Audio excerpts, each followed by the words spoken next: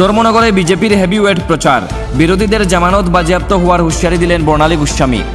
উপনির্বাচনের রণদামামা বাজতে ৫৬ ধর্মনগর বিধানসভা কেন্দ্রে উত্তাপ তুঙ্গে। জয়ের লক্ষ্য নিয়ে কোমর বেঁধে ময়দানে নেমেছে গেরুয়া শিবির।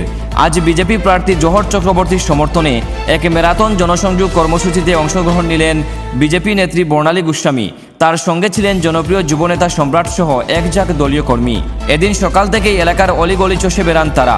শুধু রাজনৈতিক স্লোগান নয়, বরং প্রতিটি পরিবারের সাথে ব্যক্তিগতভাবে কথা বলে তাদের সুবিধা অসুবিধা খোঁজ নেন নেতৃত্বরা। যুবনেতা সম্রাটকে দেখা গেল এলাকার তরুণ প্রজন্মের কাছে ডবল ইঞ্জিন সরকারের সাফল্যের বার্তা পৌঁছে দিতে। বর্ণালী গোস্বামী বলেন, আমরা আজ যেখানেই যাচ্ছি মানুষের যে ভালোবাসা আর আশীর্বাদ জোহর চক্রবর্তীর প্রতি দেখছি, তাতে একটা বিষয় স্পষ্ট, মানুষ উন্নয়নের পক্ষে। আমি নিশ্চিত করে বলতে পারি এই উপনির্বাচনে বিরোধীদের জামানত বাজেয়াপ্ত হবে, মানুষ তাদের ছুঁড়ে ফেলে দেবে। পারিবারিক প্রচার শেষে বিজেপি শিবিরে এই আত্মবিশ্বাস এখন বিরোধীদের জন্য কতটা চ্যালেঞ্জিং হয় সেটাই দেখার বিষয়।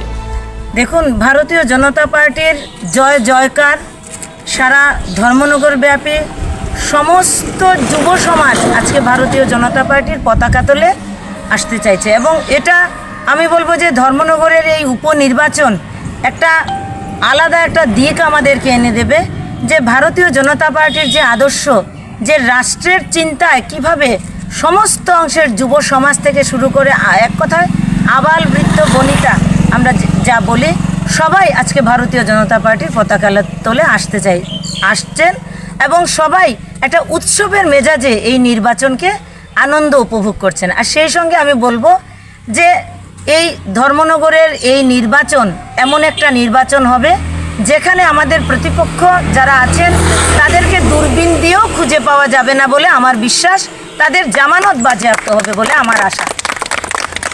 সিপিএম এবং কংগ্রেস আমরা দেখেছিলাম যে 2023 সালে ওরা জোট ছিল, এবারে জোট না হওয়াতে আপনাদের জয়ের সম্পর্কে কতটুকু নিশ্চিত আপনারা? দেখুন, তাদের জোট হলো কি হলো না তাতে ভারতীয় জনতা পার্টির কোনো সমস্যাও নেই, সুবিধেও নেই। ভারতীয় জনতা পার্টির যারা ভোটার তারা ভারতীয় জনতা পার্টিকে পছন্দ করেন এবং আমি বলবো যে 100% জনগণ ভারতীয় জনতা পার্টির মনোনীত প্রার্থী জোহর চক্রবর্তীকে ভোট দিতে চলেছেন। সিদ্ধান্ত নিয়েছেন ধর্মনগরের জনগণ যে ভারতীয় জনতা পার্টির প্রার্থী জোহর চক্রবর্তীকে বিপুল ভোটে জয়যুক্ত করে বিধানসভায় পাঠাবেন এবং আমাদের ধর্মনগরের উন্নয়নের স্বার্থে জোহর চক্রবর্তী মহোদয় কাজ করে যাবেন।